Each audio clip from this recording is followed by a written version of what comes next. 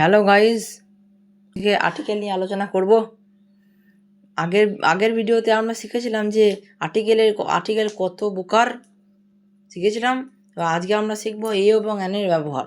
তো এ এবং অ্যান সাধারণত একটি বা অনির্দিষ্ট কিছু বোঝায়। এ কোথায়, এবার তোমাদের মাথায় প্রশ্ন আসতে পারে এ কোথায় ব্যবহার হয়। যে শব্দের উচ্চারণ কনসোনেন্ট সাউন্ড দিয়ে শুরু হয় তার আগে এ বসে।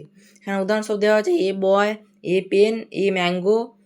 তো এখানে তোমাদের একটা কথা প্রশ্ন আসতে পারে যে ইউনিভার্সিটি তো ইউ দিয়ে শুরু, আর যেটা ভাওয়েল তো তার আগে এ বুঝলো কেন। এবার এর আগে এখানে লেখাই আছে যে কনসোনেন্ট সাউন্ড, আমিও বোঝালাম যে কনসোনেন্ট সাউন্ড দিয়ে শুরু হয়, কনসোনেন্ট লেটার নয়। তো এখানে ইউনিভার্সিটি ব্রিটিশ, একটা ব্রিটিশ ইংলিশে দেখবি এরকমই বলে, ইউনিভার্সিটি বলে সো এখানে 29 হসে উচ্চারণ আসছে, তাই এর আগে এই বসবে। এবার চলে আসি অ্যান কোথায় ব্যবহার হয়। তো যে শব্দের উচ্চারণ ভাওয়েল সাউন্ড দিয়ে শুরু হয় তার আগে অ্যান বসে। এবার ভাওয়েল বলতে তোমরা তো জানো এই, আই, ও এবং ইউ।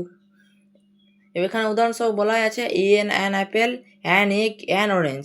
এবার তোমরা এখানে দেখতেই পাচ্ছ যে আমব্রেলা তার জ্ঞান বসেছে, কারণ এটা আমব্রেলা।